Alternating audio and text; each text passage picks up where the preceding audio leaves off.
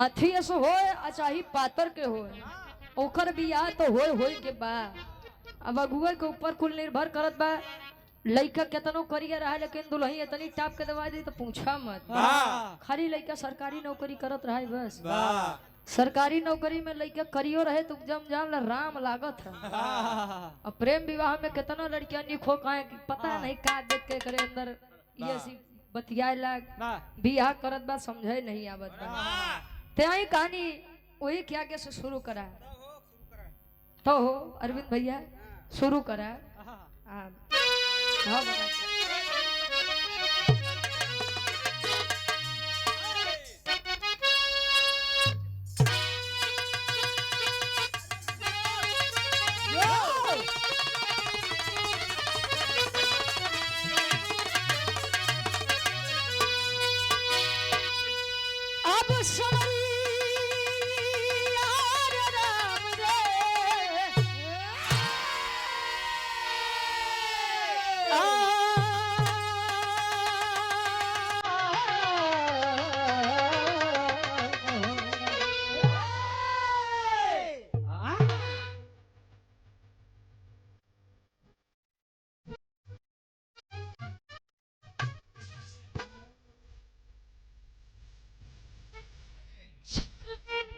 भूमिका के अंदर कवि जी भाव लिखते हैं। देखा आज के जमाने का सच्चाई का बा।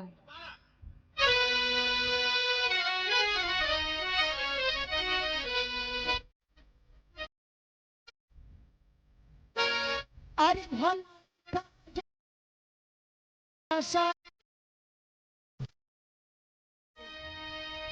करो तो आखिर हो थोड़ी सी दौलत और शोहरत में क्यों आदमी हम आखिर क्यों खोता है। देवी देवता झगड़ा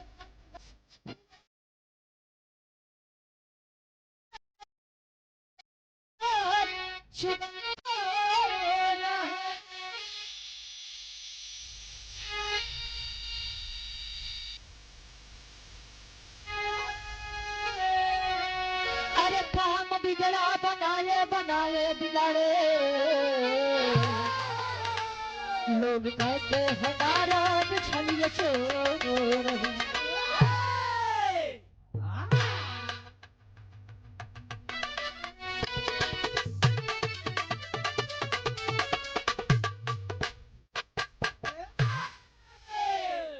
भलाई का जमाना ना रहा साथियों। करो अच्छा तो आखिर बुरा हो जाता है। आज के समाज में जो चाह कि हम बड़ा बढ़िया काम करते हैं हम गाड़ी नहीं खा जो ढेर बढ़िया काम करता है बेचारे वो नहीं गाड़ी खाते हैं। क्यों निस्वार्थ भावना से केहू के मदद कर ले हम जानत हई कौनो न कौनो एकर मतलब होए तब भाई मदद करत है नहीं तो आज के जमाना में के करे बारे सोचत अच्छा। अपने भारत देश के राष्ट्रपिता महात्मा गांधी जी कहा करते थे कि केहू अगर एक हाथ गाले पे मारे तो दूसरा गाले आगे कोई दे के चाहिए भैया एक मारे है खी और मार ले। लेकिन आज के जमाना हुआ कि तोहे क्यों एक हाथ मारे तो के तू 10 हाथ मारा तबे तो तुम्हारी कलयुग में गुजारा बनाई तो गुजारा नहीं ढेर सीधा ही के तो खौबा तो जान ले आदमी तोरे मुड़े पे चढ़ा रही है के मान ले क्यों सोच ला कि जाए तो भैया ठीक बा तू ही बड़ रहा हम ही छोट रही तो का ये से दबाई है ये से दबाई है तो तू बोला या तो हुआ से हटा। अच्छा आजकल थोड़ा बहुत घमंड सबके बा का मंजित भैया क्यों कि अपने सुंदरता के ऊपर घमंड बा क्यों कि अपने बल के ऊपर घमंड बा क्यों कि अपने ज्ञान के ऊपर घमंड बा केहू के अपने मेहरारू के ऊपर घमंड बा कई मेहरारू बा। स्वर्गीय बाबा राम शरण यादव इंटर कॉलेज सहीजनपुर से हमारे बड़े भाई प्रदीप यादव जी सादर 200 रुपया बहुत बहुत धन्यवाद आशीर्वाद के चारी वो मोबाइल खाली नाम पढ़े बदे दिए रहे। अच्छा हम कहा तई जे करे मेहरारू हो वो घमंड में जिए तू तो ठीक बा तू काहे इतना परेशान के देखावा तहां चाट वाह। अच्छा हकीकत बात भैया नीला ड्रम में डाले वाले समय में मेहरारू वफादार मिल जाए, वाह भला है बुरा है जैसा भी है, मेरा पति मेरा देवता है। वाह आज के समय में जब पति के परमेश्वर माने तो जान लो उससे बड़ा किस्मत वाला के होई। वाह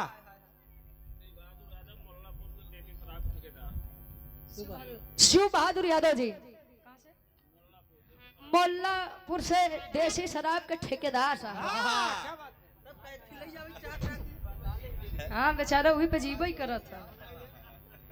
ये आपके द्वारा सदर 200 रुपया बहुत बहुत धन्यवाद आशीर्वाद के चाह रही। दरअसल इनकर देसी में नहीं चलत, इनकर कितने में चलत है मंजित भाई? वाह बेचारा आइकॉनिक में जी। वाह कम से कम 350। वाह तो आई बिरहा जगत बिरहा में कभी भी बड़ी सुंदर गजल के बहाली खतन कोनो लड़की कोनो लड़का बदे कहे कैसे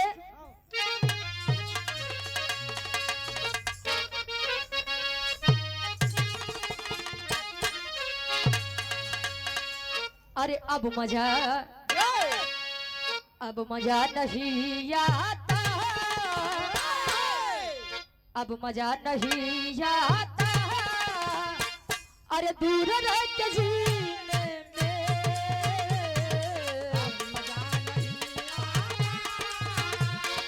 दूर रह के जीने में,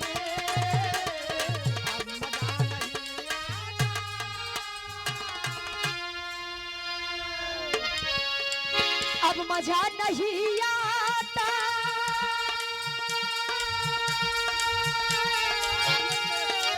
दूर रह के जीने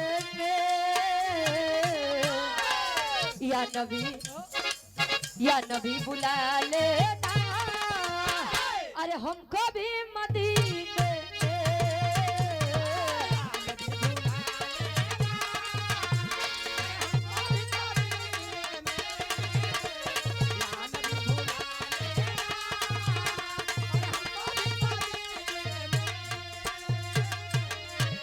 और इस भाव का सम्मान बड़े भाई हमारे प्रदीप यादव जी मान धाता से 100 रुपया बहुत बहुत धन्यवाद। तो कैसे पिछड़ा जाते हैं मैनेजर साहब आगे बढ़ा।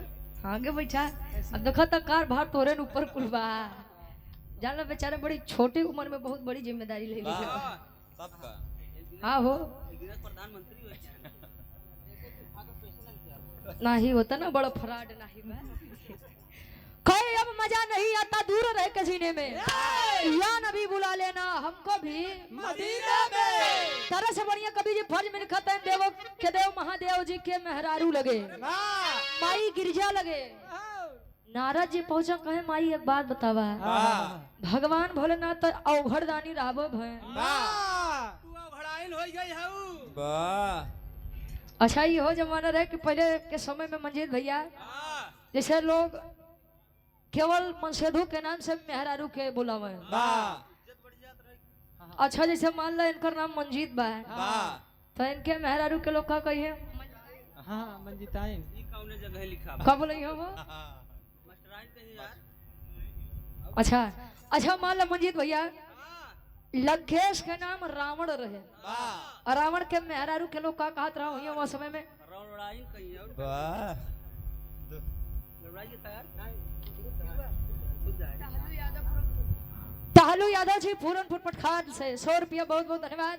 अच्छा इनके पे आए तो मास्टर आइन, रावण के मेहरारू के आए तो उनका रावण आइन। वाह और कौन वाह वाह मंजीत भाई। अच्छा मान ला सूरज जी के इतना बढ़िया नाम बा, उनके मेहरारू के लोग का कहीं हो सुरजी बाबू ये कहीं होता आज तू जान हमारे मन के काम किया नहीं तो हमेशा लोग कर देते रहे वाह खलखाई ना कहे और नीचे खैर ज्यादा नाराज कान मान ले भगवान भोलेनाथ अवगरधानी राबो भैन उनके संगे बियाह कइखे तू हो नहीं के जैसे होई गयो कहे मतलब की देवी अबे काम बड़ा बढ़िया बा भगवान भोलेनाथ कैलाश पर्वत पे बाटे नहीं कहे तब कहे भाई हमारी एक बात माना गिरजा माई से नाराज जी कहे का कहे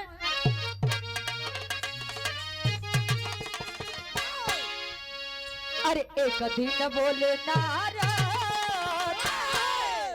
एक दिन बोले नाराज अरे भोजन खुद बनावो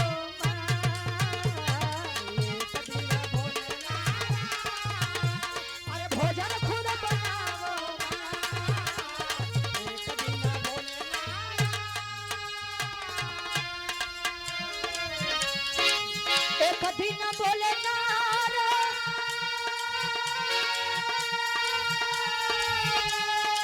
भोजन खुद बनावो माँ ऋषि मुनि तपस्वी को ऋषि मुनि तपस्वी को अरे हाथों से खिलावो माँ अरे हाथों से खिलावो माँ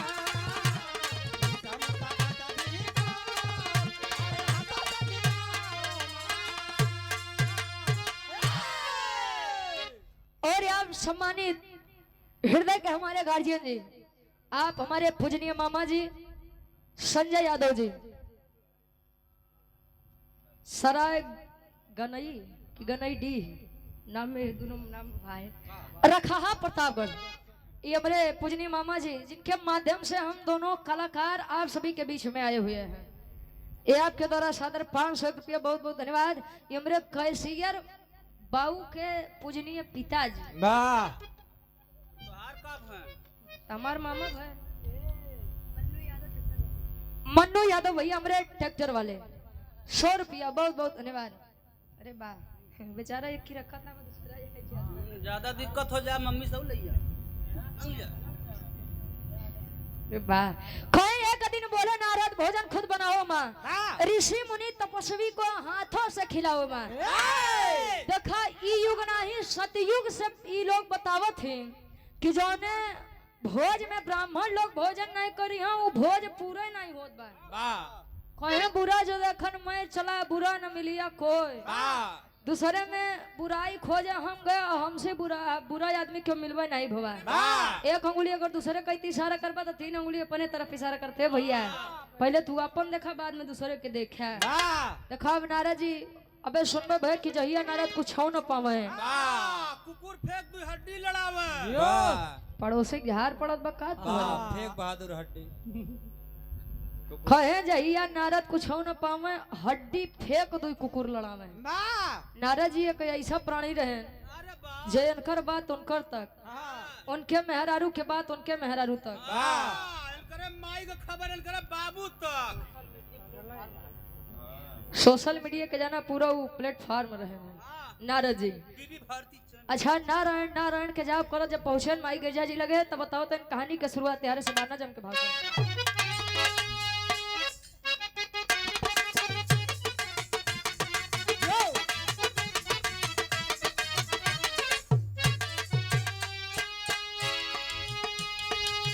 पलक झपकते ही पलक झपकते ही नारद जी पहुंच जाते हैं जहाँ विद्रोह में लभी कराते हैं।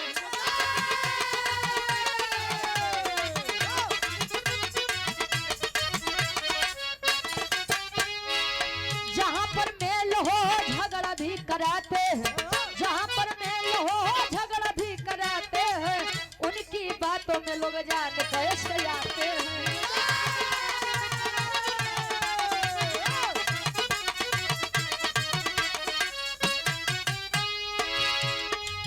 मानो तो मानो है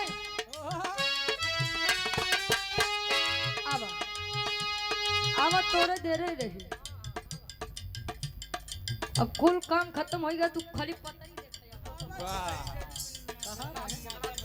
और आप सम्मानित हृदय के गार्जियन जी धर्म के हमारे पूजनीय मामा जी आप श्री वेद प्रकाश एडवोकेट साहब सराय नानकार रखाहा से हमारे संजय मामा जी के परम मित्र हैं।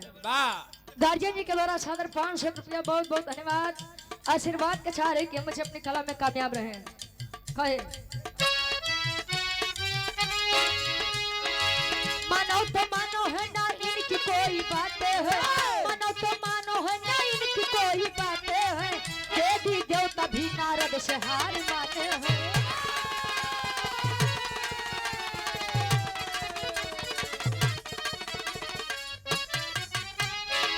गिरजा ने कहा मुनिवर बात कुछ बताओ जी गिरजा ने कहा मुनिवर बात कुछ बताओ जी गिरजा ने कहा मुनिवर बात कुछ बताओ जी गिरजा ने कहा मुनिवर बात कुछ बताओ जी नारद ने कहा पर्वत उद्घाटन कराओ जी।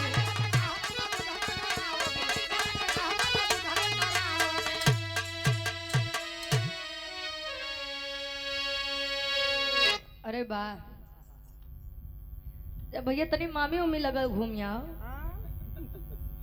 हाँ तनी वारो घूम आओ।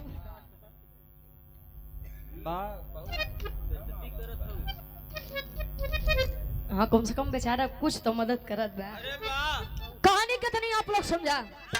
नारद जी पूछा कहे माई देखा भगवान भोलेनाथ अबे वर्तमान समय में कैलाश पर्वत पे तो बातें नहीं।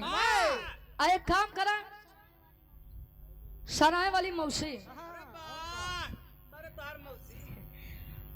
मौसी के द्वारा 100 रुपया बहुत बहुत धन्यवाद आशीर्वाद के चारे कि हम बच्चे अपनी कला में कामयाब रहे और एक सौ में सबके नमस्ते प्रणाम स्वीकार होके। नारद जी कहन मातारी जब से जान ला तू यहाँ कैलाश पर्वत पे आया है मान ला तुहार बियाह भा गणेश हरेन के बियाह भाव करे बाद से कोनो चीज या पर्वत पे भवा कैलाश पर्वत पे भवा नहीं कहे मतलब कहे ने काम करा कि कैलाश पर्वत के उद्घाटन करवा दे। प्रिंसु भैया के पापा के मामा डेरवा से 51 रुपया बहुत बहुत धन्यवाद।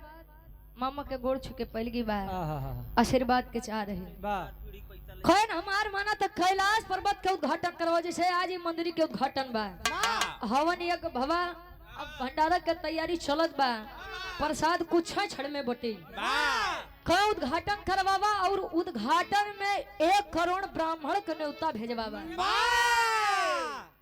देखा सतयुग में न हम यहाँ पर है न हम रहे न यहाँ पर है।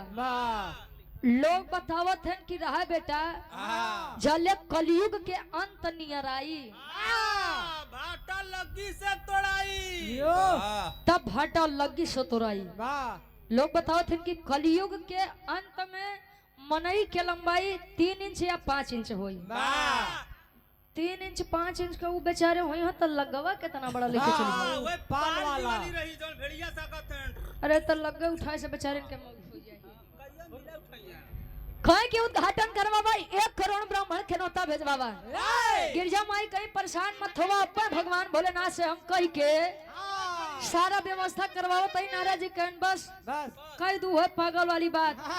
हम तो सोचे कि तुम मेहरारू हो तो तनी तोहरे दिमाग उमाग होए लेकिन तू है पागल वाली बात कह दो कहे मतलब कहीं देखा नाराज जी हरे आग लगावते है कैसे एक लाइन तरज लगत बा।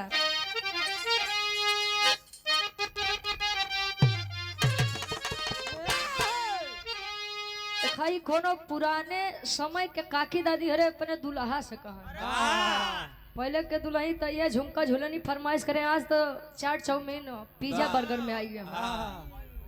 अच्छा मोबाइल फोन वाले में अच्छा अब स्कूटी हो भैया मान ले यार दुल्हिया अपने सैया जी से फरमाइश करत बा कैसे अरे बाली और झुमका भुलाई जा ए राजा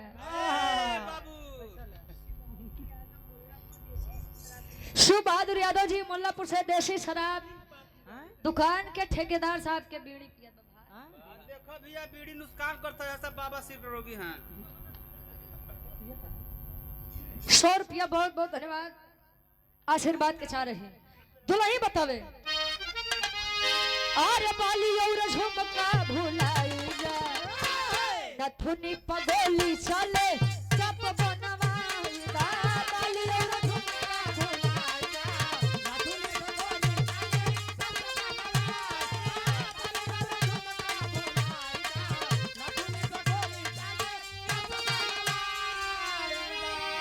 लेकिन नारद जी कहे अरे नारद बाबा सोचे अपने मनावा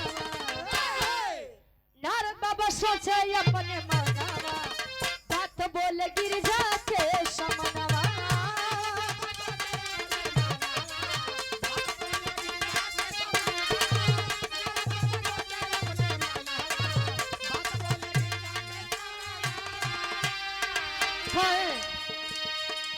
बीड़ा कर तार लेके पहुंचे कैलाश हो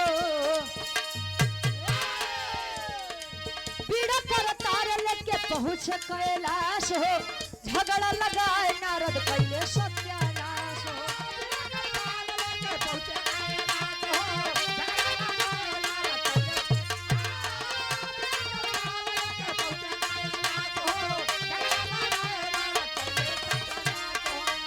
भोला से कहूँ जिन बयानावा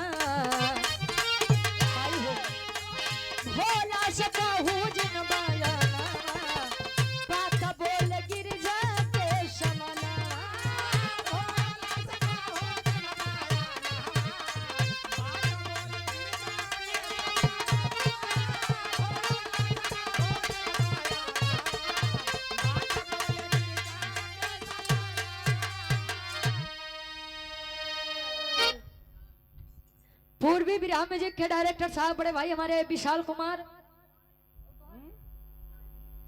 खाली विशाल भैया। अच्छा, उन्हों बेचारू बड़ा परेशान है आजकल। हाँ बुखार चलता है। बुखार चढ़ गया बा। विशाल भाई के द्वारा 100 रुपया बहुत बहुत धन्यवाद। काम में दिन उन्होंने चौगुना तरक्की होकर कहे बीड़ा करतार लेके पहुंचे कैलाश हो, झगड़ा लगाई नारद कैले सत्यानाश हो। जहाँ नारद पहुंच जाए जहाँ लहुआ घाटा छोड़ फायदा नहीं बा। कहे माई कुल काम कैल हो लेकिन भगवान भोलेनाथ का एको बात पता नहीं लगे के चाहिए। कहे काहे उन्हीं तो हमार परमेश्वर है और उन्हीं से तो हम यार कैलाश पर्वत पे अगर उनके नहीं बताई तो हम नारद जाप कहा। कहे माई खाली जब तक काम न हो तब तक बात छुपाए रहू और ओकरे बाद बता दू का दिक्कत बा। जान जइहा त तू के रोक दे हैं हमरो कुल नाशय होई। कहीं ठीक बा बेटवा जा तू नेवता बाटा।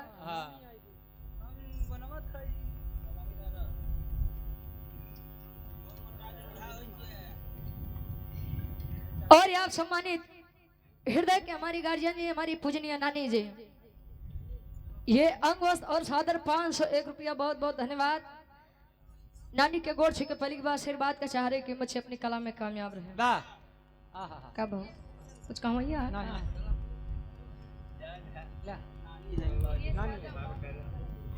दिनेश यादव गांव का नाम दला कपूरवा 101 रुपया भैया बहुत बहुत धन्यवाद। नहीं। अच्छा ये बेनाम बादशाह है भाई के द्वारा सादर 200 रुपया बहुत बहुत धन्यवाद। चलत हमें तू जनबे कहाँ प्रिंसु भैया के पूजनीय मामा जी और पूजनीय नाना जी देरवा से सादर 200 रुपया बहुत बहुत धन्यवाद। नानी और लल्ला यादव जी दिलीपपुर से भाई के द्वारा सादर 500 रुपया बहुत बहुत धन्यवाद। 1 स्वर में सबके नमस्ते प्रणाम स्वीकार होकर। अच्छा हमार मामा है बहुत बहुत धन्यवाद। आज कुल मामा मामी मौसी नाना नानी नहीं भेटाबे काहे नन्यूरन दीदी उदी नहीं मिलती का नहीं हो बहन की विपुल यादव प्रिंसु भैया के मामा है देरवा की ऐतिहासिक सर्ज में से 100 रुपया बहुत बहुत धन्यवाद। प्रिंसु भैया तने घूम यो देखा रिश्तेदारी के बाद बा इज्जत बचाए ला भाई। मामी मौसी लगा पहुंच जाए बा सामने में बैठी आ जाए आधे पे हो जाए बहादुर आधा पैसा मिले। ए भैया कहानी के तनी आप लोग विचार करी हा। नारद जी माई गिरजा जी से कह दिहन कि 1 करोड़ ब्राह्मण बदे न्योता बनावा मतलब भोजन बनावा पूरी कचौड़ी खीर बनावा और हम चल दिए न्योता बांटे बदे और न्योता बांटे बदे चलन बेचारू तो न्योता बांटब गन भुलाए। अब भाई जकर दिमाग में तना हमेशा खोरपंच बाढ़ है तो कवन कवन बात याद करे रही और बेचारू आए गए कुल भुलाए। अब माई गिरजा जी बेचारो लगा पसीना पोछत खाना बनवे नारद गहा ब्राह्मण कली आए के यहाँ भोजन करी है कैलाश पर्वत के उद्घाटन होई। अच्छा हमारो मन तनी शांत हो जाई सब चीज सफल भी थी क्या कहे नारद का न्योता भेजे बरे उ न्योता बेचारू बांटक छोड़ के वो दूसरे काम में लग गए।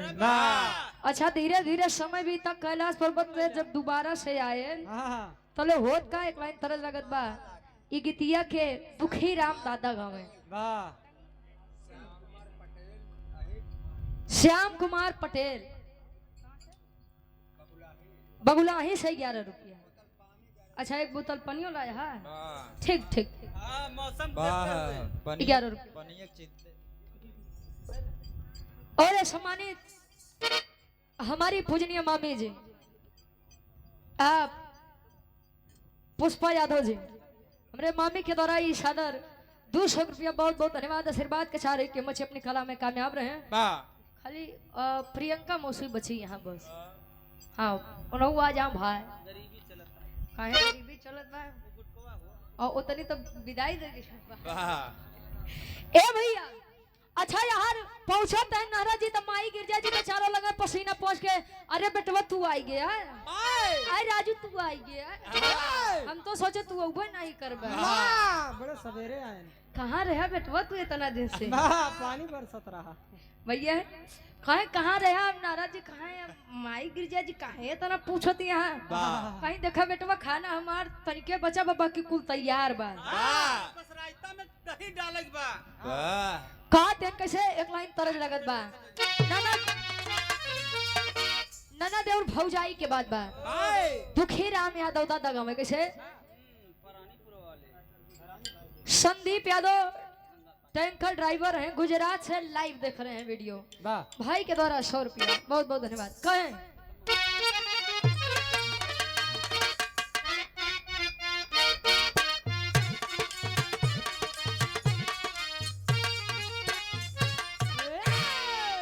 अरे टंगिया में टंगिया पहले सुन ले जाया अर्थ के अनर्थ मत कर जाया। नहीं कहा कि अरे यार हुआ रही पता नहीं का उल्टा सीधा गावो तो रही। दो अर्थी भाव बा। हाँ बात का बतंगड़ नहीं बनाओ। निशाना सही जगह लगावत जाए। और आप सम्मानित गार्जियन जी हमारी मौसी जी प्रियंका यादव जी। जब नाम ले से तना फायदा बता नाम लेता रहा। तब का ऐसे 10 दनिया ले ले। अरे जान भाग का चाहता है मौसम ये आपके द्वारा सदर 500 रुपया बहुत बहुत धन्यवाद। मौसी मौसम आया है कि नहीं आया है? अभी लगते उन्होंने भेज दे उन्होंने कम फाइनल हो जाए बराबर हो जाए। अच्छा देखो मौसी अगर 500 है तो कम से कम मौसम के 1000 दे के चाहिए। वाह सूरज जी अगर मेहरारू समझ से तू ढेर आ गया तो कम से कम 500 बढ़े। हाँ देखा भी हो कहता है तब मौसा आया तो बढ़िन के आया चाहे 100 रुपया बढ़े लेकिन बढ़िया भले 1 रुपया बढ़ी जाए। 500 खुद दी है। अजय यादव भैया डेरवा से अच्छा प्रिंस भाई के मामा जी हैं 100 रुपया बहुत बहुत धन्यवाद। कहें कैसे अरे टंगिया में टंगिया ए बाबू टंगिया में टंगिया फांसा वाली न हो नाना दी भौजैया।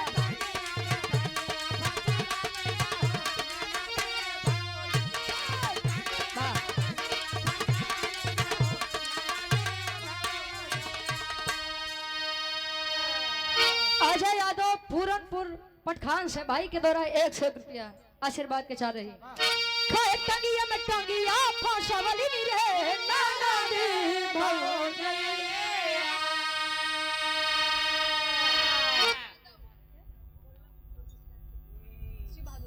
शिव बहादुर यादव जी मोल्लापुर से देसी शराब के ठेकेदार साहब। वाह 100 रुपया बहुत बहुत धन्यवाद। टंगिया में टंगिया फांसा वाली नी रे नाना दी भौजैया। तो कहे ऊपर ऐसे डाल के हिलावाली न हो ननदी भौजैया। ऊपर ऐसे डाल के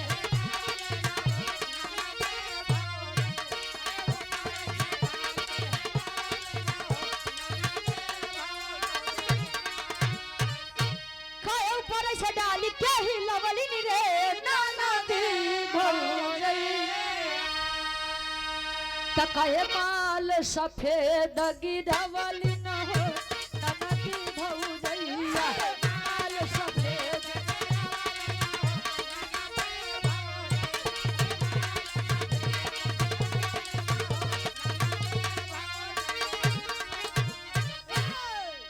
कहे टंगिया में टंगिया फसवली न हो ननदी भौजैया। ऊपर से डाल के हिलवली न हो ननदी भौजैया। तमाल सफेद गिरवली न हो ननदी भौजैया। पहले के समय में जब काकी माई लोग जाता लगे बैठे गेहूं लेके और गेहूं डाल के जब मुट्ठा पकड़ के घुमावा तब वो सफेद सफेद आटा गिरे। और पहले के समय में जब गेहूं के आटा के रोटी बन जा भाई वैसे बतावे जैसा लगे कि मैं घर का दर्शन करके लौटा पाए। का करबो भैया पहले खाए के बड़ी तंगी रहे। अब तो गेहूं के रोटी बना दे चाहे जथा के रोटी बना दे। हाँ आज के समय में अगर चौरे की रोटी बना दे तो आदमी कहीं हाँ आज मेरे चौरे की रोटी बनी नहीं तो राइस से काम चला। अंग्रेज चल गए इनका बेचारू छोड़ गए। खैर इता ननद भौजाई के बात रहे अब जब नारद जी के माई गिरजा जी देखत हैं ता गिरजा माई नारद से प्रश्न करत हैं। कौन प्रश्न? अरे नारद पहुँचे, अरे नारद पहुँचे गिरजा के समानवा हो नहीं आइले भवनवा। नारद पहुँचे नहीं आइले भवनवा।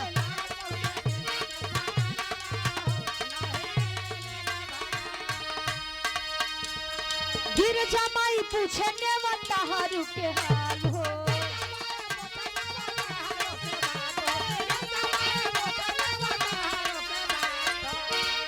झगड़ा लगाए नारद पहले सत्यानाश हो।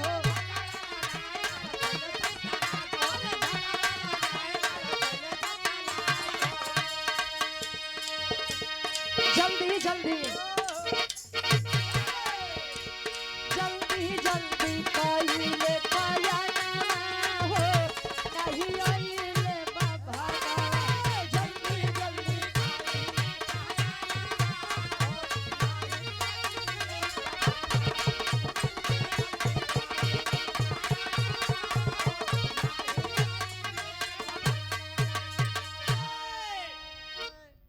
नारद जी पूछे माई गिरजा लगे कहीं बेटा कुछ भी हो तू कैसनो हो लेकिन तू समय के बड़ा पक्का है। कहे मतलब माई कहे मतलब तार ने उतारू 1 करोड़ के बाद छोड़ा एक आदमी नहीं दिखाते हैं। और तू पहले न पहुंची आया है। व्यवस्था देखे आई है। अब नारद जी लगे बेचारू पसीनिया है। पसीनिया अरे मतलब पसीना छोड़ पसीना आएगा का के कहीं हां वही पसीना ना काने कम सुनत है। और जब लगे बेचारू पसीना पोछे कहे लागत बाजे हरो कोनो खेला कई के करे का कहे कि माई खाली 5 मिनट और दे दे। जब उन तोहार थोड़ बहुत बचा हो के पूरा करा हम एक बार फिर से सबको सहेज के आवते हैं। नारद चली आए बेचारू आए बीच जंगल में खड़ा है सोचते हैं कि 1 करोड़ के बाद छोड़ा एक ब्राह्मण के नौता नहीं दी है ही अगर आज ब्राह्मण नहीं पहुंचे तो माई गिरजा भगवान भोलेनाथ हमका ऐसा बात सुनई है। ऐसा बात सुनई है जान ला हम कबो जिंदगी में खेला खिलावे ला रहबे नहीं कर। अब हरे देखते हैं बीच जंगल में समुद्र के किनारे एक ऋषि संत आदमी खड़ा है पातर के छोड़ के। जब देखते हैं तो वह टुकुर टुकुर खाली समुद्र के पानी ताकते हैं। नारद जी कहें कि ताकत तो ऐसे ना है कि जैसा लगता कि कुल यह बेचारू सुखी है। और जब बैठत है उस संत जी समुद्र के किनारे करत है का टेरी के भाव लगत बा।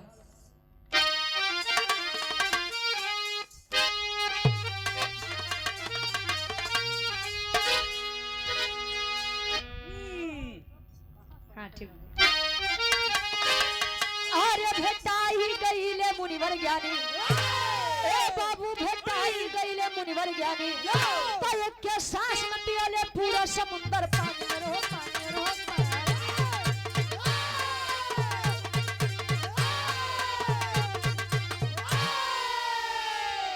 एक के सांस में पियले पूरा समुंदर पानी भेटाई गईले मुनिवर ज्ञानी। देखते हैं तो संत जी बैठे बैठे खाली अंजूरी लगाए के और एक के सांस में कुल समुद्र के पानी पी गए। ये हम नहीं अपन वेद शास्त्र बतावत है। चौथी की 5वीं क्लास में भी पढ़ावा भी गवा। छोटे यादव सराय से 100 रुपया भैया बहुत बहुत धन्यवाद। एक के सांस में जब कुल पानी वो कुंभज ऋषि पी गए और जब कुंभज ऋषि कुल पी गए तो नारद जी लोग मुंह बाय के देखो रे बाप अब 1 करोड़ के बाद छोड़ा 1 करोड़ के कमी खाली एक आदमी पूरा कर दे।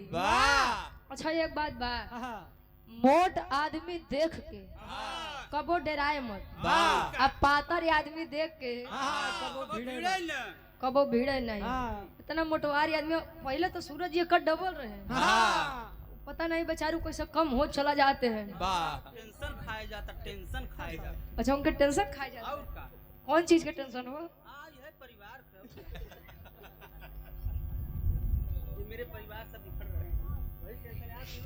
सोनू यादव भैया पूरनपुर पटखान से 21 रुपया एक तो 10 रुपये बेचारे के दिहो और वो बार बार तेहा दिखाओ तो हमारे 10 रुपया वो हमरे जेब में नहीं गबा हारमोनियम मास्टर लिखा बा इनकर अरे तो दरअसल मालिक के शरीय तो कुल परे है वो हमार पैसा नहीं देता हारमोनियम वाला तो हर पैसा लेके भगा है।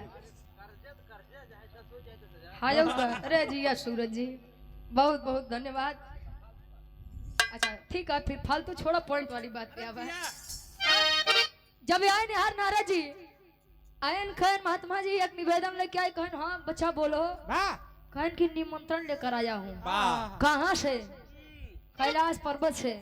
माई गिरजा जी ब्रह्मभोज करते हैं कैलाश पर्वत का उद्घाटन करवाते हैं जे माई 1 करोड़ ब्राह्मण के न्योता दे बदे भेजे रही। अब हमका लागत बा कि 1 करोड़ नहीं खाली तू ही भर काम को देबा। अरे तनी बतिया सुने तो कुंभज ऋषि कहे का बिरहा के आखिरी तरज लगत बा।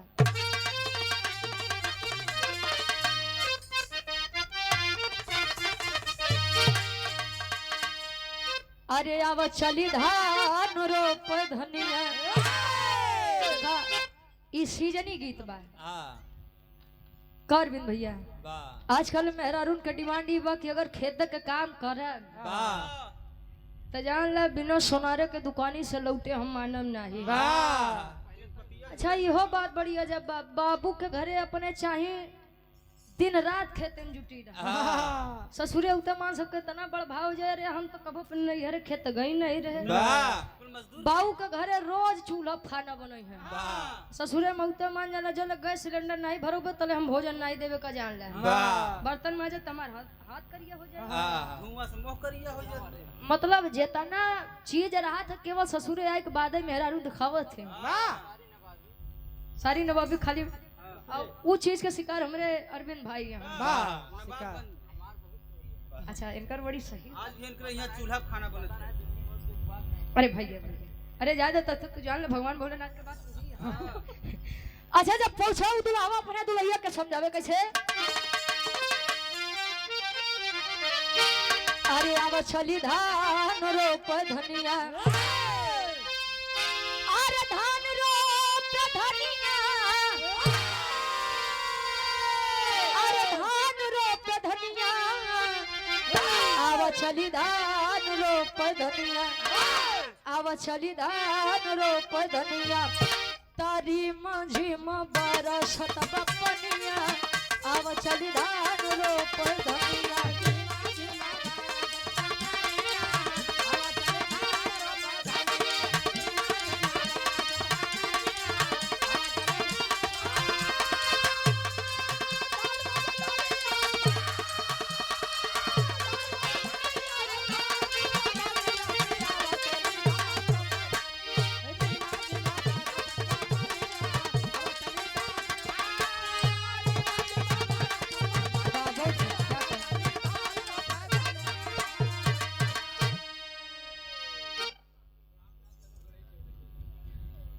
रामनाथ यादव जी गड़ई चकदैया से आपके द्वारा 100 रुपया बहुत बहुत धन्यवाद। खोएरी मुझे बरसत बपनिया आवा चले धान रोप धनिया खैरी मेहरारू मरसेदू के आपसी मैटर रहे एक के छोड़ा यार भगवान भोलेनाथ के दरबार से जब लेके आए खबर नारद जी तब कुंभज ऋषि से एक बात कहे का कहे अरे बोले नारद मुनि से बयनवा बोले नारद मुनि से बयनवा त गिरजा घर का रौबे हम भोजनवा बोले नारद मुनि से बयनवा।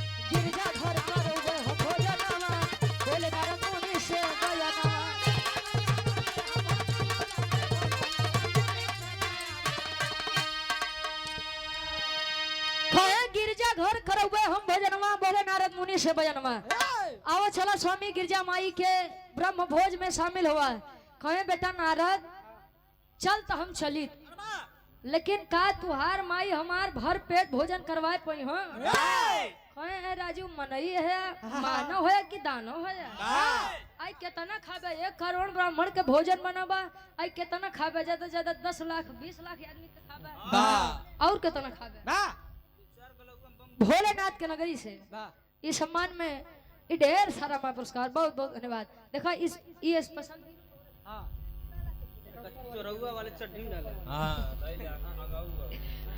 कहे कि भगवान भोलेनाथ के मेहरारू के बात करत ही हम गौरा माई के बात करते ही आवा चला कहे कि बेटा रुका अब तो हम भर पेट पानी पिए अब ओके पहले निकाली तब तो हम चली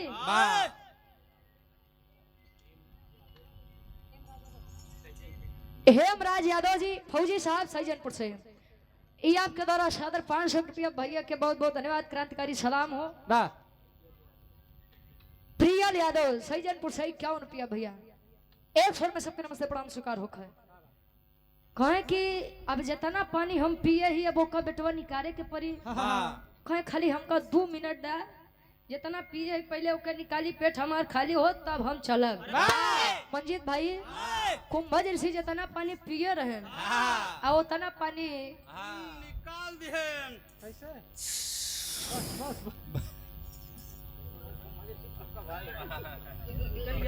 अच्छा अब आदमी पानी पिए बा प्यास लगे आज अब लघु शंका लागी थे आदमी ओके निकारी अच्छा लोग बताओ थे ना अपन वेद शास्त्र बताओ था कि जब कुंभज ऋषि अपन लघु शंका मिटाए हैं तब से समुद्र के पानी खारा आवेला वही से नमक की पत्ती वही सब खा रहे हैं अच्छा तू कौन नमक यूज करते हो हम भैया नमक नहीं खाते बिना नमक का भोजन करते हैं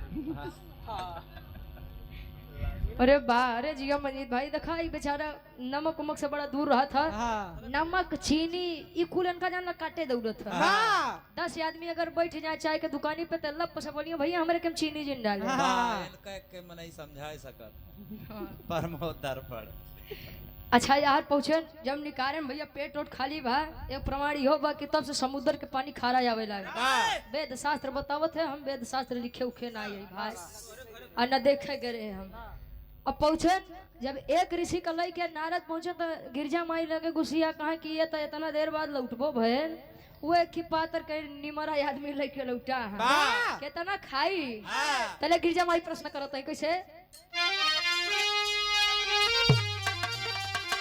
अरे एक ब्राह्मण देख गौरा अरे गई खिसियाई कहा बेटवा नारद बात समझ नहीं आई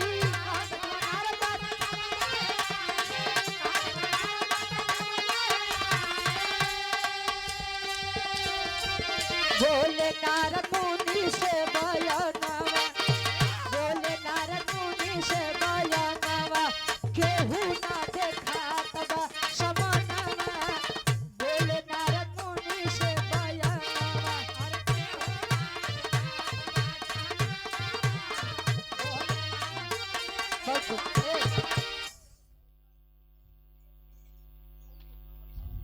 और हमारे बड़े भाई अभिषेक यादव जी महुली की ऐतिहासिक सरजमी से 100 रुपया बहुत बहुत धन्यवाद 100 में सबके नमस्ते प्रणाम स्वीकार होकर कहे एक ब्राह्मण देख गौरा गईली खिसियाई और कहा बेटवा नारद बात समझ नहीं आई इतना देर बाद लौटबो भेत बेटवा ये खाली एक ही ब्राह्मण तू लई के लौटा भोजन इतना आदमी के बनवाए हा खियौबा एक ही आदमी के कितना भर खाई कहे माई तू खाली भोजन लेके आवा माई तोका बतावे के नहीं परी कितना खाई अच्छा एक पतरी में 2 कचौड़ी और तनी के सब्जी लेके जब बहरे निकले तो कुंभज जैसे गुस्सियाई के उठ गए कहे नारद तुम्हारा दिमाग खराब है पागल हो गए हो हमार बेइज्जती कराओ बदे हर लिया के आए हैं ये 2 कचौड़ी कहाँ जाई ये तो खाली हमारे दांतन में अटक जाए कहे कि माई 2 कचौड़ी वाला आदमी नहीं बा आना तो पतरी वाला आदमी बा के परात भर चाहिए अच्छा माई गिरजा जी जाते हैं जब परात सजाई कर कहीं तले कैलाश पर्वत के दृश्य का बा भगवान भोलेनाथ के लीला का बा कवि जी पापड़ के भाव में लिखते हैं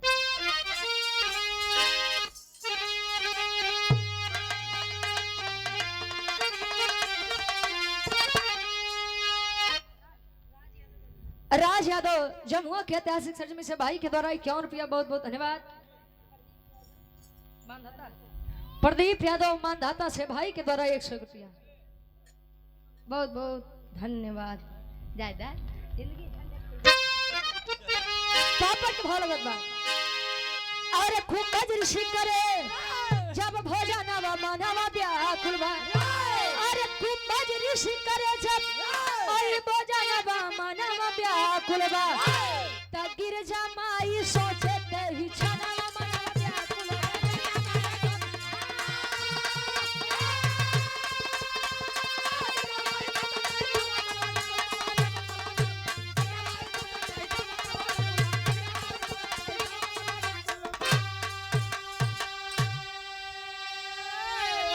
अरे खाई गईले पोरा भोजन कहे औरी लावा हो। खत्म हो गईल भोजन था जल्दी से बनावा हो। अरे तड़पत बा भूखिया से आई परनवा मनवा व्याकुल बा। तगिर जमाई सोचत ही छनवा मनवा व्याकुल बा।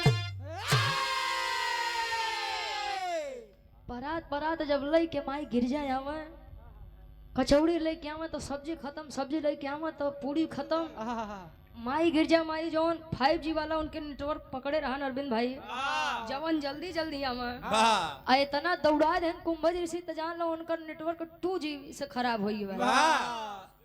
हाँ स्पीड एकदम धीरे बेचारो आवा कहां बेटवा ई कितना देर यू खाई एकर पेट बा कि इंडिया के गेट बा खाली लेते जात बा बस करे के नाम है नहीं लेत बा। माई गिरजा जी से जैसे माई गिरजा जी तनी ढीला तुरंत कुंभज ऋषि आवाज दे माई भोजन और जल्दी लेके आवा। अच्छा एकदम भोजन कमती के तरफ बा एकदम खत्म होए वाला बा। कहीं बेटवा नारद इज्जत हमार बचाए ला नहीं तो जान ला ऋषि मुनि कुल मरी है नाश कर दे। अब भाई अतिथि देवो भव मेहमान भगवान के समान होता है। भगवान का अगर अपमानित कर देव तो जान ला हमार स्वामी हमारे ऊपर बड़ा गुस्से है। चली जा भगवान भोलेनाथ के लगे उनका लिया केवन है तो बड़ी बदनामी हुई हमारे। नारद जी बेचारू हाफत पहुंचन कहाँ क्षीर सागर। क्षीर सागर कहाँ विष्णु जी लगे। भगवान भोलेनाथ बैठा है तो ले नारद जी एक बात कहे का कहे आल्हा के भाव में कवि जी प्रमाण देते हैं।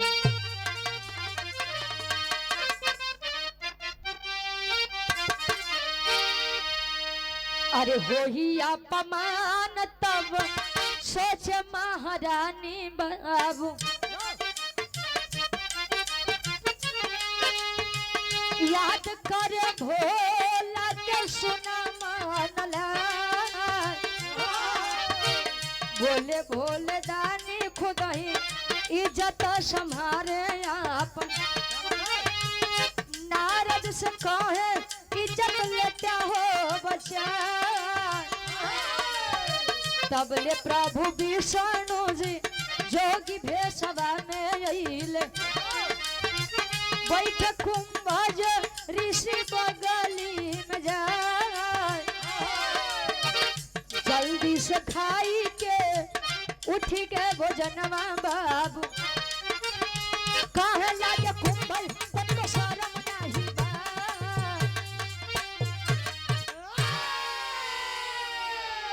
आए भगवान भोलेनाथ के पास कहे कि स्वामी बड़ी दिक्कत हो गई बा। कहे का बनारस के बड़ा हाफत है यार। कहे स्वामी हमसे हमारी गिरजा से बहुत बड़ी गलती हो गया। कहे गिरजा से हमरे मेहरारू से कौन गलती हुई है। कहे कि महाराज तू आज समय कैलाश पर्वत पे रहा नहीं। हम मजाक कैली हम माई गिरजा से कि माई 1 करोड़ ब्राह्मण के निमंत्रण भेजवा कैलाश पर्वत के उद्घाटन करवावा और वो बात तू सीरियस ले ले हैं। 1 करोड़ ब्राह्मण के न्योता भोजन जब तैयार करें हम कुंभज ऋषि के लेके आए वो बेचारू कुल खाते जाता हूँ बस करे के नाम नहीं लेता भोजन खत्म होए वाला बा उनकर चक्की बंद है नहीं होत बा। चल के महाराज इज्जत बचौता। भगवान भोलेनाथ कहें जब मन सेधु से छुपाए के कोनो काम करी तब तो नाशे होई ना। कहें महाराज पहले इज्जत बचौता बाद में ताना मारे। कहें कि जा जवन दोनों जने करे अपन झेला भोले भंडारी बाहर नहीं दिखाई। विष्णु जी से अरदास करने लगे नारद जी के बतिया सुन के विष्णु जी जोगी रूप लेके पहुंचत हैं कैलाश पर्वत। वाह कैलाश पर्वत जब पहुंचे तो माई गिरजा जी और बटुर गई। कहीं नारद तुहार दिमाग खराब बा, हम भेजे रहे भोलेनाथ कलाव बदे तू एक ऋषि और लेके आई है, तू का चाहत है? इज्जतिया हमार कुल माटी में मिल जाओ। विष्णु जी कहन माई परेशान न हुआ हम भाई बगली बैठत कुंभज ऋषि से भोजन कई के उठ गए। कहे यार महाराज मतलब हम अब्बे आए अब्बे हमार पेट भर गया, तू इतना देर से खाता है राजू, मानव है कि दानव है? अच्छा अब कुंभज ऋषि बेचारू शर्मा लगन की लागत बा गड़बड़ी ढेर होत बा। तले कुंभज ऋषि उठत है न कहत है कब आखिरी भाव खड़ी के भाव लगत बा।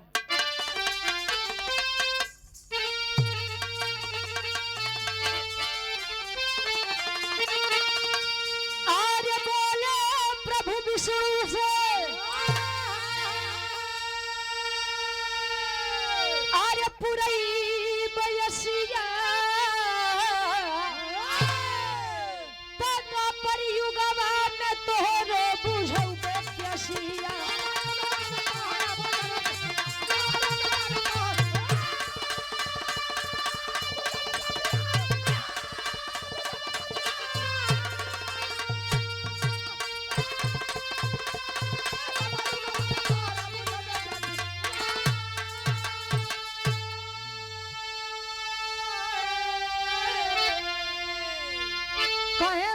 प्रभु विष्णु पुरबे असिया द्वापर युगवा में तोहरो बुझौबे पेशिया। अच्छा कुंभज ऋषि जब खड़े हुए कहे कि महतारी भोजन तक कराए दू लावा पानी पियावा हम चली अपने। माई गिरजा जी कहिए भैया जब तू माफ करा हम भोजन का जिम्मेदारी लिए रहे पानी होनी के नहीं भोजन करे तई हाल कह दी पानी पीबे तो जान ला भगवान भोलेनाथ के जान ला अपन जटक खोले हम तो पानी होनी नहीं पिया पाऊ। विष्णु जी अपने असली रूप में कहन कि बेटा कुंभज भोजन तो तू कई लिया सतयुग में, लेकिन पियास तुम्हारी ई युग में नहीं बल्कि द्वापर युग में बुझी। मतलब हम पानी पिए बदे युग युग भटके कहन के देखा जरूरत हमका तुहार कहाँ पड़े कहाँ पड़ी कुंभज ऋषि के जरूरत।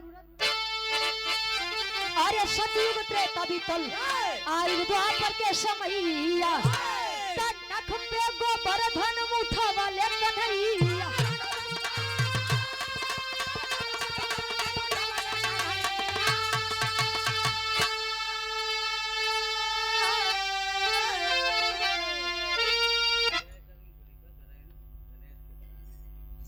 जय करण खलीफा यानी गुरुजी गुरु गणेश के अखाड़े से यानी हमारे ये अखाड़े से गार्जियन जी के द्वारा इस भाव को सम्मान सादर 51 रुपया बहुत बहुत धन्यवाद। आशीर्वाद के चारे के बच्चे अपनी कला में कामयाब रहे। अरे इंद्र देव कैले वर्षा ओले सोचिया तत्व परियुग में तोरो बुझौबे पेशी। सतयुग बीता त्रेता बीता द्वापर में जब विष्णु जी भगवान कन्हैया के रूप लेके आए तो आप लोग जाना था कि गोकुलवासी इंद्रदेव के पूजा करत रहे। भगवान कन्हैया कहन महाराज इंद्रदेव के काहे पूजा करत है? वो तो अपन काम करत है, अगर पूजा करे के बाद तो गोवर्धन पर्वत के पूजा करा जकरे छत्र छाया में गोकुलवासी जिंदगी बढ़िया से बितावते हैं। गोकुलवासी पहुंचन गोवर्धन पर्वत के पूजा करे बदे इंद्रदेव गुस्सियाई के लगे मूसलाधार बारिश करे। तब वो भगवान कन्हैया जब अपने नक पे गोवर्धन पर्वत उठाए गोवर्धन पर्वत जब तनी सा तिरछा किए तय आवाज देन बेटवा कुंभज आवो बेटवा पानी पिया हम अपने बात से मुक्त होई और तोरो पियास बुझे लगाई के अंजूरी के पानी कुंभज ऋषि कुल पी गए। मेरे विराह के शीर्षक रहे गिरजा भोज। देखा वेद में भेद नहीं भेद है विद्वानों में। वेद उठाए के देखबा तो बड़ा छेद है। कहा जाता है कि जहाँ न पहुँचे रवि वहाँ पहुँचे कवि। कब भैया तो यहाँ बदे ढेर वेद में उलझे के नहीं चाहिए नहीं तू उलझबा तो ऐसा उलझबा जैसा जलेबिया मुँह। हाँ तही बड़े जवान भाव के सम्मान करा अजय के नहीं माने के बाप मत माना देवी देवता तो जबरी नहीं करिए कि नहीं हम रहा मैं तू हमका माना हम भोले भंडारी है तो तू हमका माना नहीं मानने के बाद मत माना, लेकिन केहू के आस्था श्रद्धा के ठेस मत पहुंचावा। आखिरी में खानदान का परिचय बा। गुरु बिहारी, गुरु गणेश, गुरु रामलाल गुरकारी, स्वर्ग से चंडिका कवि, बच्चन जी बने पुजारी हो।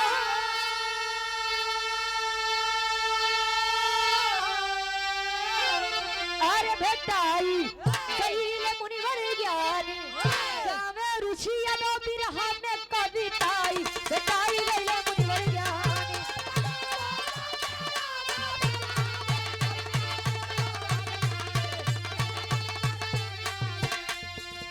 देख तेरे संसार की हालत, देख तेरे संसार की हालत, क्या हो गई भगवान, कितना बदल गया इंसान, हो कितना बदल गया इंसान, हो कितना बदल गया इंसान।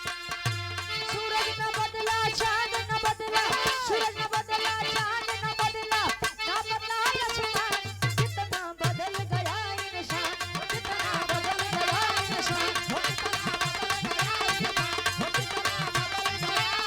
हो कितना बदल गया इंसान। बहुत बहुत धन्यवाद। गाओ बजाओ।